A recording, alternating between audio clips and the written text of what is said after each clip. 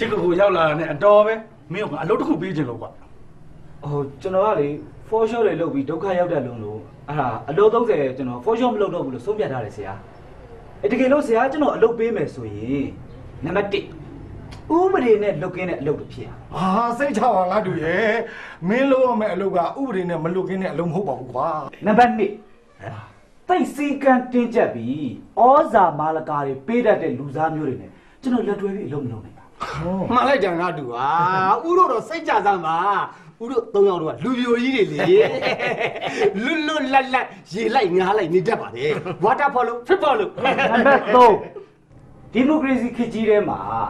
အုံနောက်ကိုထိတ်တုံးအခက်ခံထားရတယ်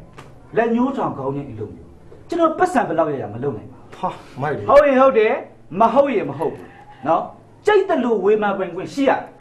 ဝေဖန်မခံရတဲ့လူတွေတဲ့ကျွန်တော်တခကြီးတဲ့တူတူမသွားနိုင်ဘူးကြိုက်သွားပြီဗျာမောင်ကြီးကိုကျုပ်တို့ကြိုက်သွားပြီကျုပ်တို့ကကမ္ဘာရွာကြီးထဲမှာနေတာဟုတ်တယ်နော်ကမ္ဘာစံဖြစ်တဲ့ဒီမိုကရေစီစနစ်ကြကြပဲကျုပ်တို့လုပ်တယ်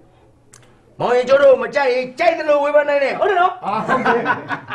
အရေးအချင်းရှိပြီအတွင်းခေါ်ရင့်ကျက်တဲ့သူတွေကတော့အဝေဖန်လဲခံနိုင်တယ်ဝေဖန်တာကိုလည်းသူတို့ကျူးဆိုတယ်အရေးချင်းလည်းမရှိဘူးအတွင်းခေါ်မရင့်ကျက်တဲ့သူတွေကြတော့အဝေဖန်လည်းမခံနိုင်ဘူးဝေဖန်တာလည်းမကြိုက်ဘူးဟုတ်တယ်ဗျမင်းတို့တော့နဲ့ချစ်ကိုနဲ့အဖွဲကြ